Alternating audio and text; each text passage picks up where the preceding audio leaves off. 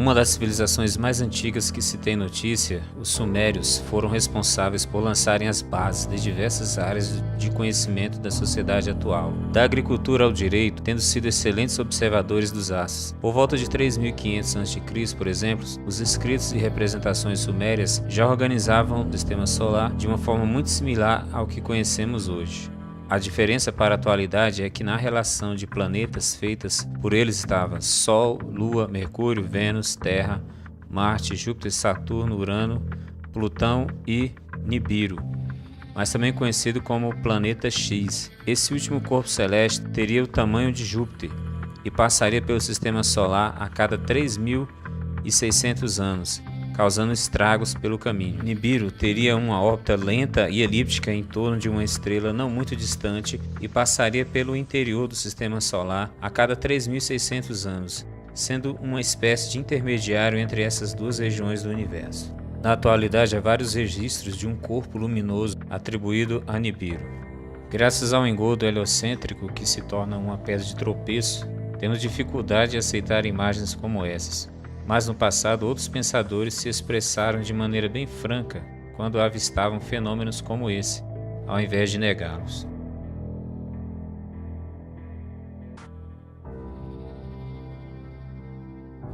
Eu vi alguns corpos opacos girando em torno de algumas estrelas que os obscurecem quando eles se aproximam de nós. Alguns corpos de terra são luminosos, giram em torno de algumas estrelas que permanecem não visíveis para nós em um período de tempo. No Diário do Concílio da Sociedade Astronômica Real, em junho de 1850, foi afirmado: nós podemos bem duvidar se tal corpo, o qual chamamos de Lua, é o único satélite da Terra. No registro da Academia de Ciências de 12 de outubro de 1846 e novamente em agosto de 1847, o diretor de um dos observatórios franceses produziu um número de observações e cálculos que o levaram a concluir que há um último corpo não luminoso de considerável magnitude, o qual é anexado como satélite da Terra. John Herschel afirma que luas invisíveis existem no firmamento.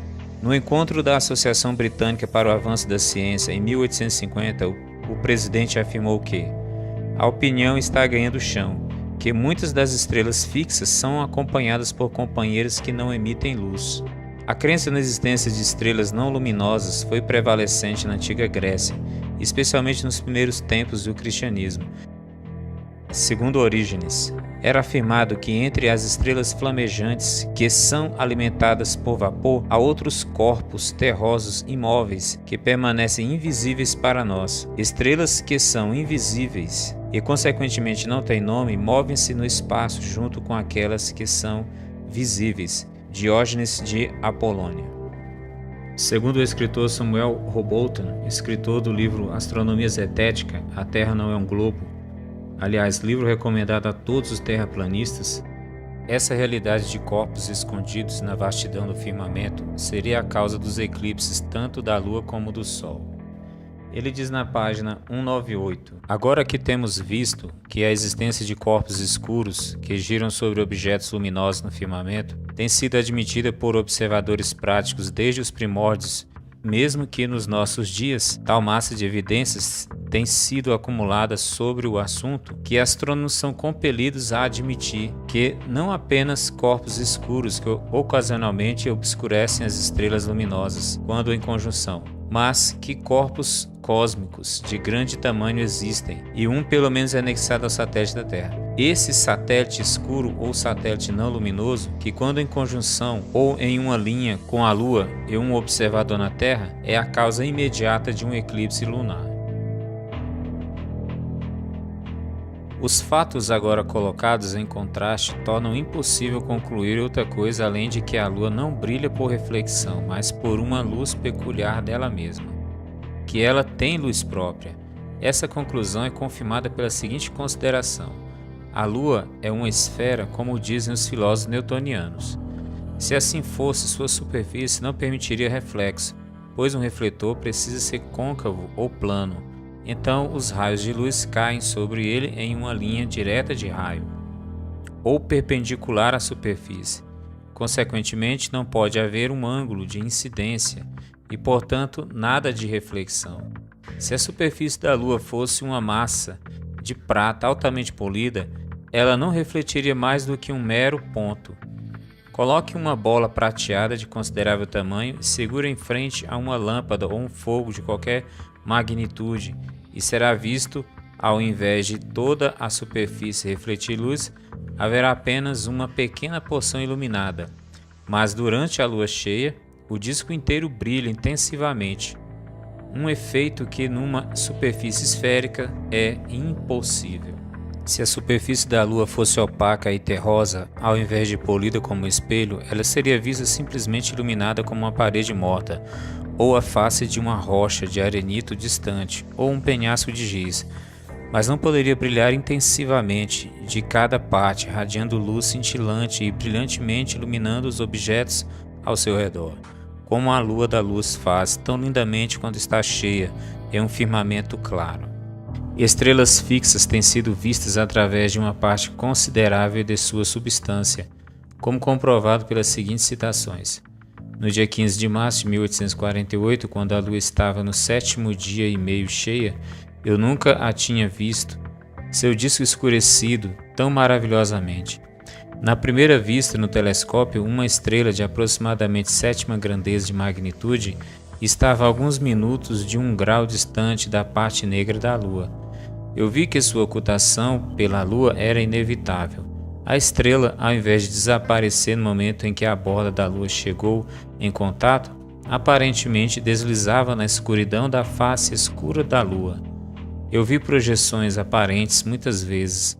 A causa desse fenômeno é envolta por um mistério impenetrável. A ocultação das Pleiades, em 8 de dezembro de 1859, observadas no Observatório Real Greenwich, comunicado pelo astrônomo real, observadas pelo Sr. Duncan com a azimutal, o desaparecimento de 27 Tauri foi o fenômeno mais singular. A estrela parecia se mover por um tempo considerável ao longo da massa da Lua e foi notado às 5 horas e 34 minutos o primeiro desaparecimento atrás de uma saliência e em poucos segundos reapareceu e finalmente desapareceu a segunda vez em 5 horas e 35 minutos. Portanto, baseado nessas argumentações que perduram desde os sumérios até os dias atuais, fica evidente que há muitos fatos omitidos pela mentira heliocêntrica à humanidade contemporânea sobre a existência de corpos celestes, não nomeados ou apelidados, como é o caso de Nibiru. Perceba que essas imagens mostram a grande possibilidade do eclipse lunar e solar serem causados por corpos celestes massivos não identificados.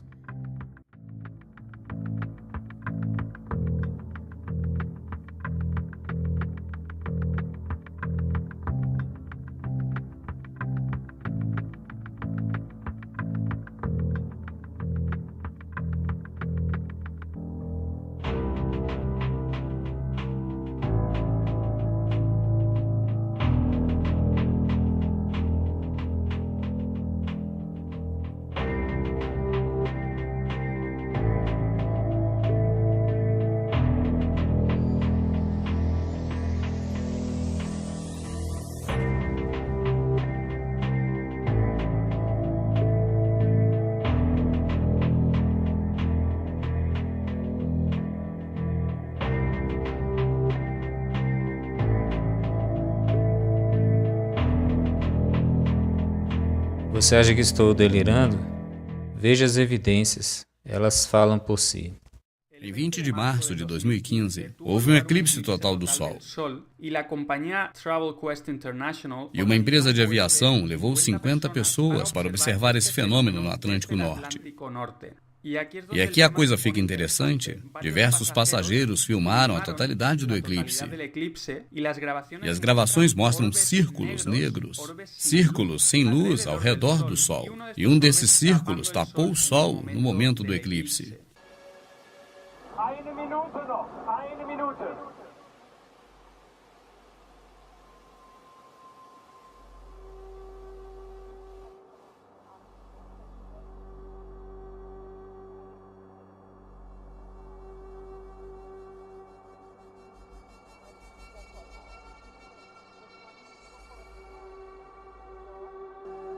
10,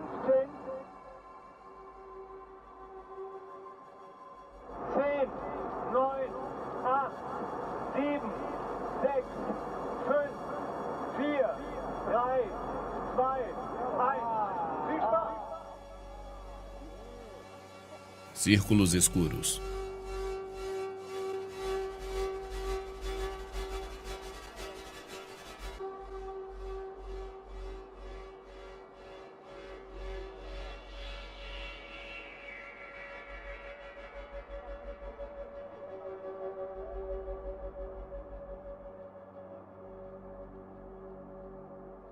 A possibilidade de que sejam manchas na janela do avião estão totalmente descartadas. Ao analisar a imagem aplicando essas linhas verdes e vermelhas, vemos que os círculos se movem em relação ao Sol, observando que as manchas que realmente estão na janela do avião não se movem de maneira nenhuma. Então são objetos num espaço diferente. Os círculos estão no céu e se movem junto ao Sol porque estão próximos a ele. E as manchas verdes estão dentro do avião, na própria janela. Há pelo menos 5 corpos invisíveis flagrados durante o eclipse solar, possuindo sempre posições diversas. Às vezes só são vistos 2 ou somente um. Isso depende da órbita que possuem, que é semelhante ao do Sol e Lua.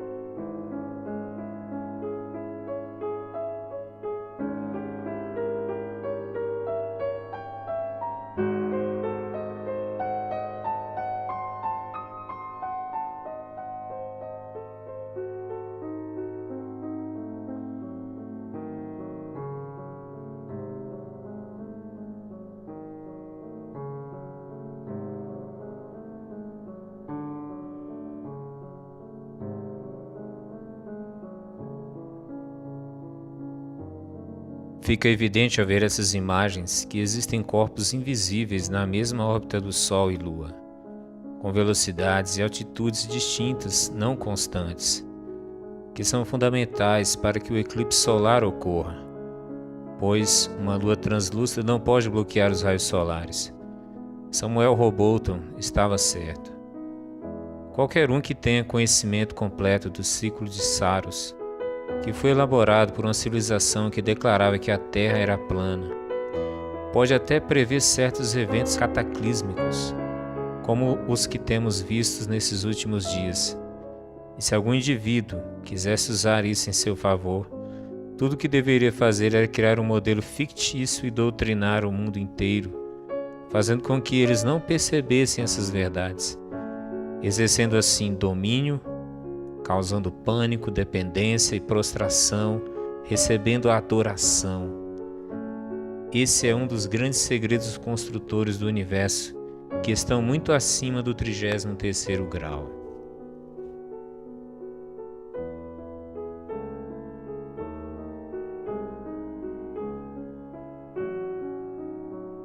Esse tipo de eclipse é impossível no heliocentrismo. No decorrer da história, há inúmeros depoimentos sobre eclipses como esse. E também foram relatados que Sol e Lua foram vistos eclipsados ao mesmo tempo no horizonte. Imagem captada em 21 de agosto, no estado de Nebraska, Estados Unidos. You can actually see a star up there too.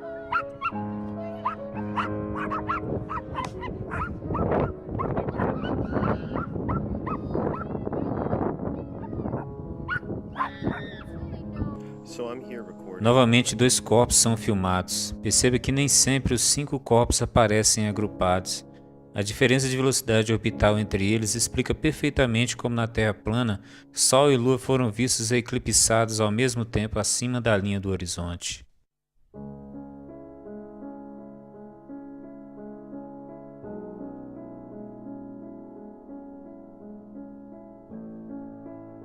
No dia 21 de agosto foram registrados a presença de pelo menos 3 corpos durante o evento, evidenciando mais do que nunca que a Lua não é a causa do eclipse solar.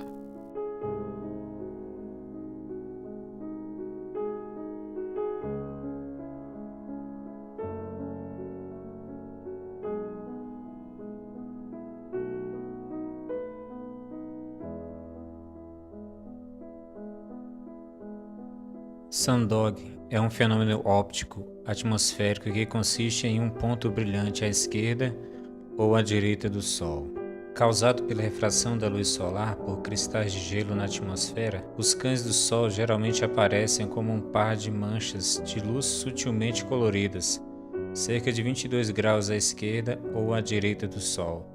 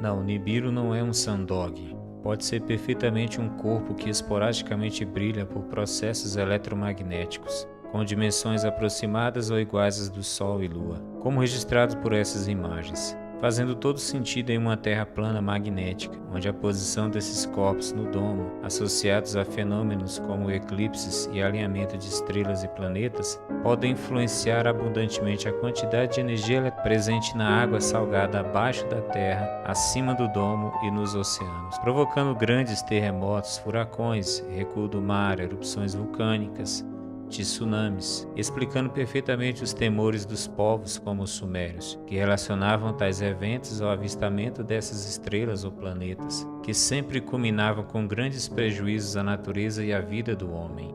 Agosto e setembro de 2017 são meses onde a combinação de astros, eclipse solar e lunar, fazem dessa data uma data ímpar, pois depois do eclipse de 21 de agosto, temos visto um acentuado agrupamento de fenômenos da natureza em uma escala muito rara. E à medida que chegamos perto do alinhamento do dia 23, as coisas podem piorar um pouco ainda mais.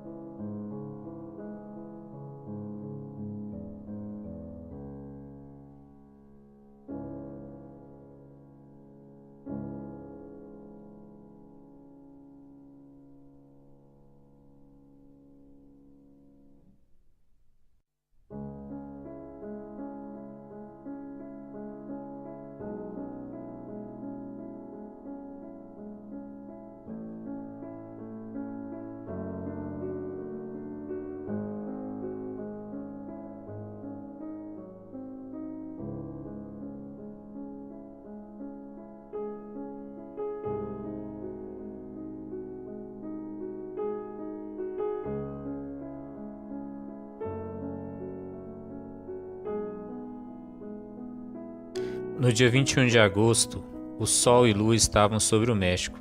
29 dias depois, novamente estavam sobre o México.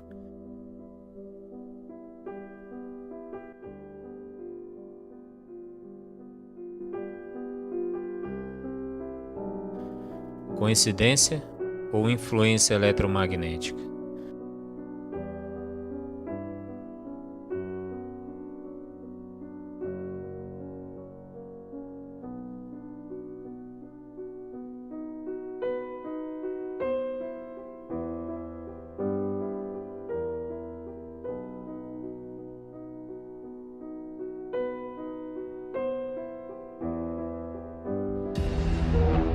Olá pessoal, bom dia. 19 de nove de 2017, a cobertura aqui do furacão Maria, né?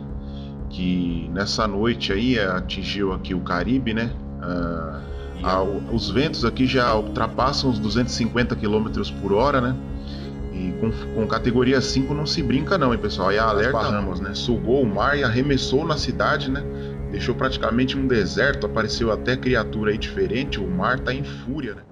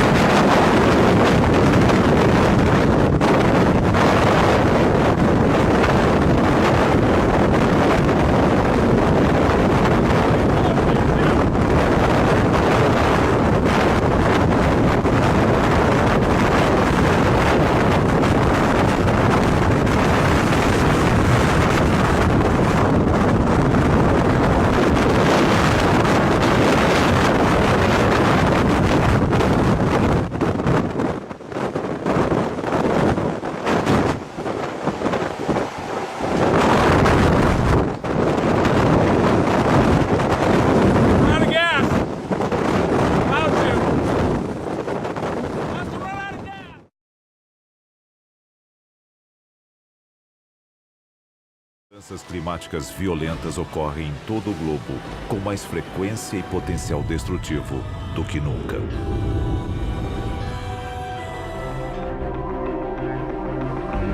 E se houver uma explicação mais sinistra? Algo criado pelo homem? A cerca de 290 quilômetros de Anchorage, encontra-se a remota cidade de Gakona, no Alasca.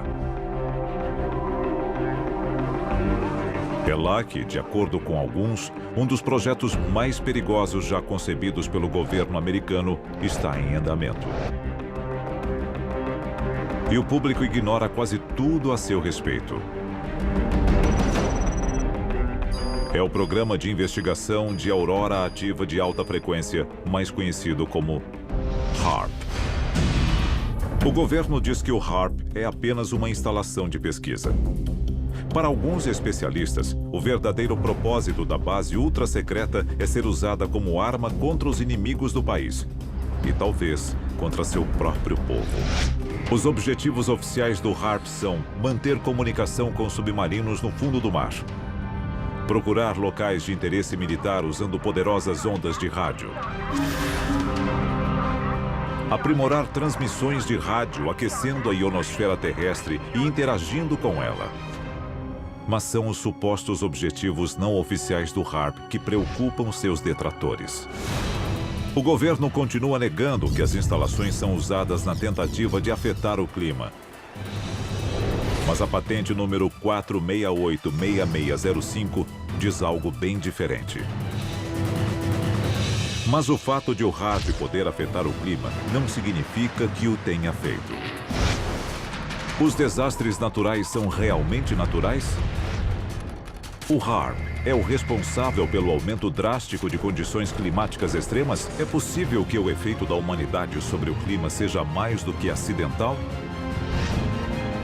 Estaria um projeto secreto do governo controlando o clima? 28 de abril de 1997. Athens, na Geórgia. O ex-secretário de Defesa norte-americano William Cohen fez uma revelação arrepiante.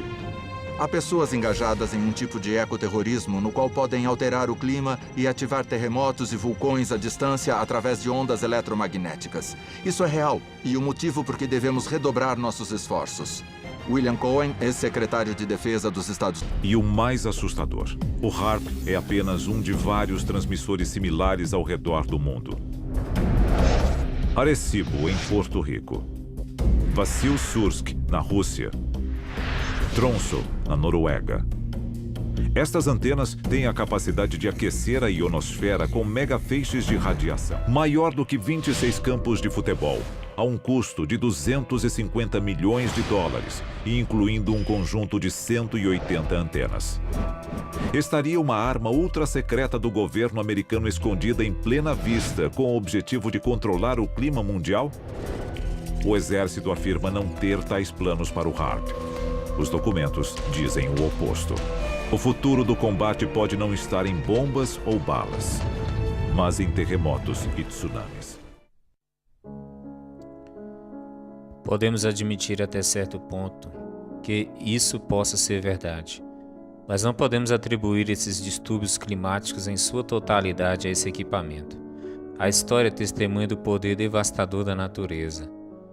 A evidência forte é que o HAARP é só para dar aos homens uma explicação alternativa sobre os fatos atuais e futuros, cesseando a opção dos homens de crerem em versões como a da Bíblia Sagrada, que atribui esses fatos a atos divinos, como sinais do juízo contra o mal e o fim do presente século, cegando ainda mais o gado dentro da Matrix. Isso é reforçado pelo fato do próprio sistema trazer essa ideia do HAARP à tona, como uma máquina de controle. Seria muita ingenuidade crer que um alto funcionário do governo americano denunciasse isso em público. O sistema existe para cegar, tirar o entendimento, sufocar a consciência crítica, roubar a vida espiritual das pessoas, levá-las para longe do seu Criador. Eles não podem deixá-los acreditar em Deus e sua palavra. A todo custo impedirão que alguém perceba a verdade. Muito em breve as trombetas, as taças, as pragas, os raios do Apocalipse serão derramados sobre a terra. E muitos ingenuamente dirão: isso aí foi o HAARP. Isso não passa de mais uma guerra.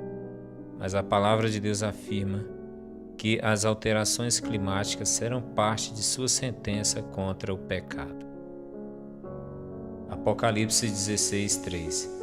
E o segundo anjo derramou a sua taça no mar, e se tornou em sangue como o de um morto, e morreu no mar toda a alma vivente.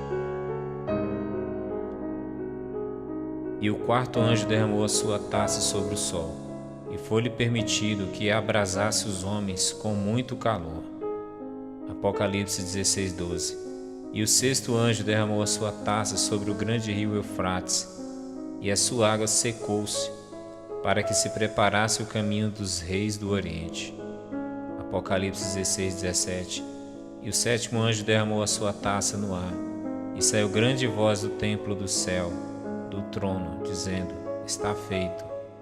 E houve vozes, trovões e relâmpagos e um grande terremoto, como nunca tinha havido desde que há homens sobre a terra.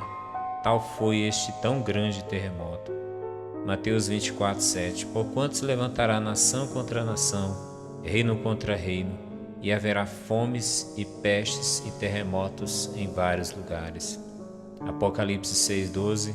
E havendo aberto o sexto selo, olhei e eis que houve um grande tremor de terra, e o sol tornou-se negro como um saco de cilício, e a lua tornou-se como sangue. Apocalipse 6:13. E as estrelas do céu caíram sobre a terra, como quando uma figueira lança de si os seus figos verdes, abalada por um vento forte. Mas o maior sinal do fim dessa era é o aumento drástico da iniquidade. Isso está sendo pesado por um Deus que exerce misericórdia e também justiça.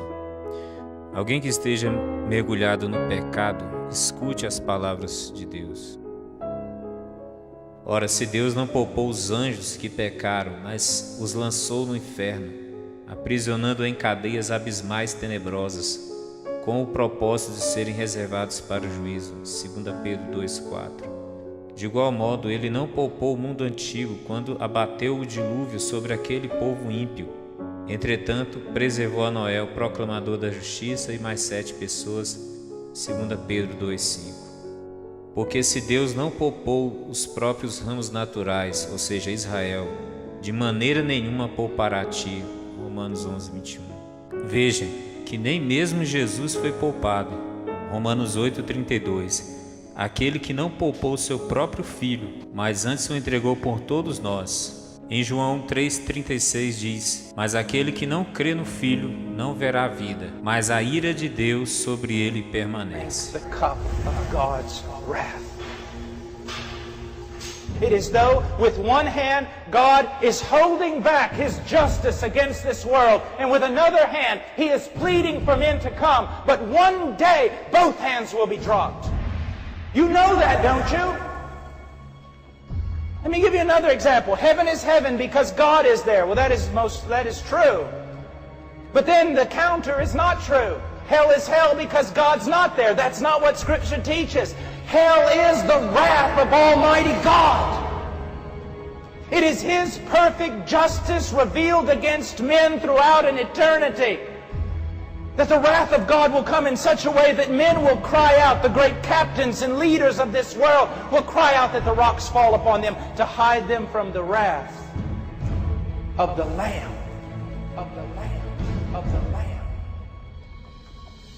The wrath of God. Well, I just don't believe that. Well, just what you believe doesn't really matter. What does Scripture teach? The sense of being cut off from His favorable presence, of dying without Him. Separation. And then, not just separation, but wrath. Justice had to be poured out. It had to be.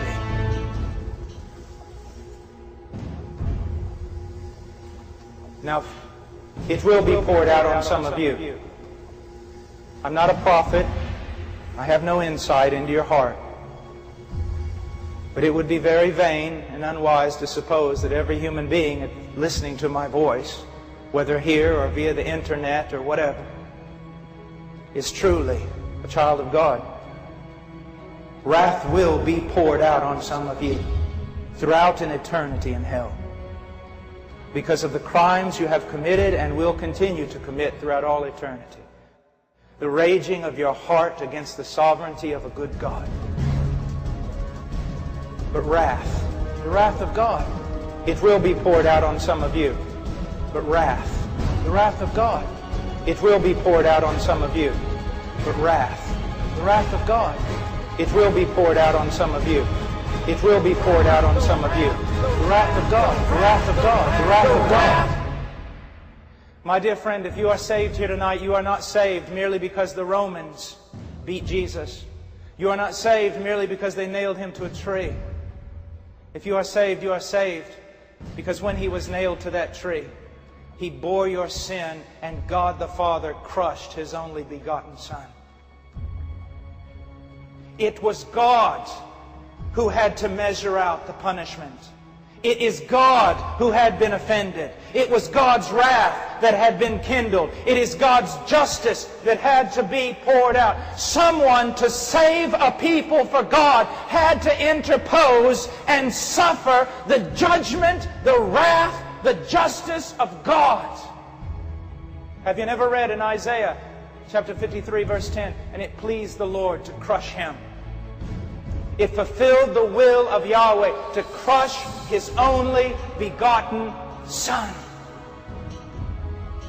Someone had to bear sin. Someone had to become a curse. Someone had to be like that scapegoat. The leaders of Israel would come out and lay their hands upon that goat, symbolically transferring the sins of Israel to that goat. One goat would be slaughtered and another would be driven outside the gates of the city, left in the wilderness to wander and die. So Christ suffered outside the gates of the city, cut off from God, cut off from His favorable presence, and cut off from the people of God, in order for that gap we're always talking about to be brought back together. Someone had to die, separated from God's favorable presence, and separated because He bore the sins of His people and became a curse. Even before His own Father. Have you never read Galatians chapter 3? Cursed is every man who does not abide by all the things written in the book of the law so as to perform them. Every man who has broken even one law of God is under a curse. What does it mean to be under a curse? It's a very difficult thing. It's such a horrible idea. Let me put it to you this way. To be accursed means that before a holy God and a holy heaven we would be so heinous in our sin, so vile, that the last thing we would hear when we took our first step into hell would be all of creation standing to its feet and applauding God because He's rid the earth of us. But then it goes on in Galatians 3:13 and it says, but Christ redeemed us from the curse of the law. How? Becoming a curse for us on our behalf. The filth, the guilt, the shame before a holy God. The sense of being cut off from His favorable presence, of dying without Him. It will be poured out on some of you. But wrath, the wrath of God, it will be poured out on some of you. But wrath, the wrath of God, it will be poured out on some of you. But wrath, the wrath of God. Hell is the wrath of Almighty God. The wrath, the wrath, the wrath of God. The wrath of God. The wrath of God. It will be poured out on some of you. It will be poured out on some of you. De maneira nenhuma Ele poupará a ti. Arrependa-se enquanto você ainda pode e creia no Evangelho.